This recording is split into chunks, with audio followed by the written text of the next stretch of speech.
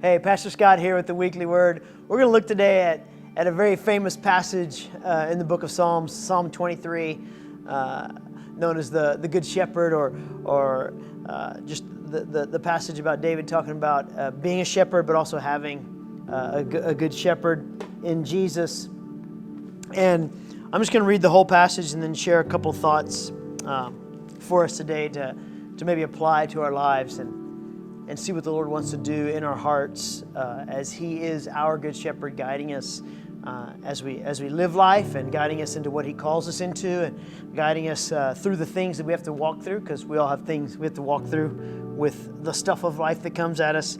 David writes this, Psalm 23, "The Lord is my shepherd, I have all that I need. He lets me rest in green meadows. He leads me beside peaceful streams. He renews my strength. He guides me along right paths, bringing honor to His name. Even when I walk through the darkest valley, I will not be afraid, for You are close beside me. Your rod and Your staff protect and comfort me. You prepare a feast for me in the presence of my enemies. You honor me by anointing my head with oil. My cup overflows with blessings. Surely goodness and unfailing love will pursue me all the days of my life, and I will live in the house of the Lord forever." One of the things I love about this passage is we see that He's there with us the whole time, but we also see the reality. The Bible never lies to us. It paints the picture of, hey, you're going to walk through some tough times. There's going to be dark valleys. There's going to be enemies in your life. We know that Satan is an enemy of us because he hates all things. He hates humanity. He hates Jesus. He certainly hates believers.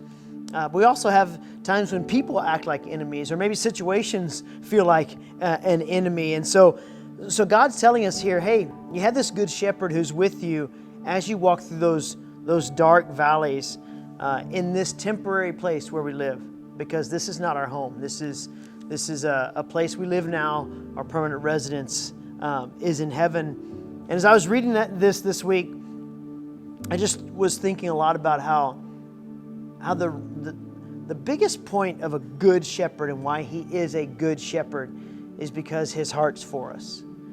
Any good shepherd, whether they're actually tending to sheep or they're caring for their family or they're leading a business or a group of people or they're working in a church and they lead there, the best part of any really good shepherd that shows whether that's a good shepherd or not is that person's heart for those people he leads, those ones he leads, that dad, that mom.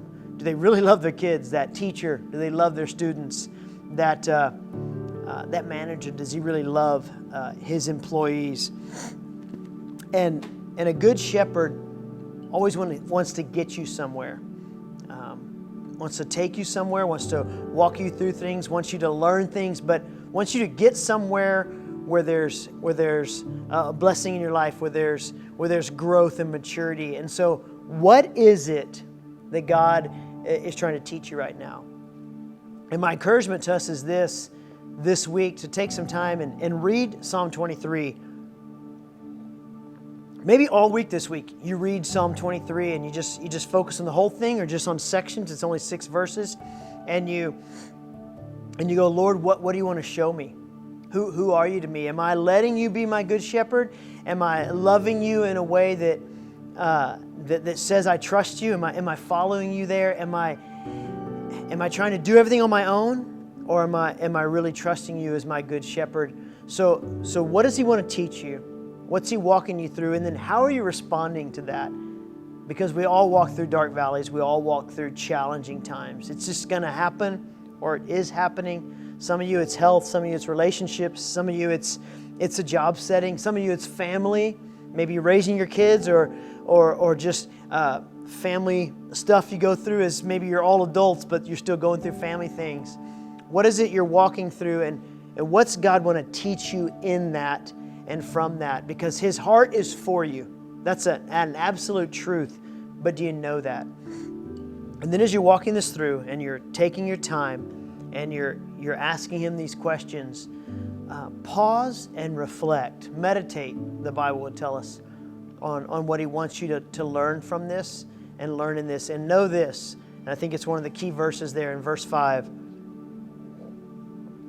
He prepares, sets a table for, creates this feast for you in the presence of those who are against you, whatever that against you means.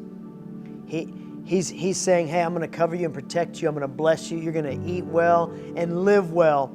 And your enemies, those who are against Jesus and maybe those who are against you, are going to see that there's this shepherd who protects those he loves the most when they trust him. So trust him. Look for the feast. Look for the growth.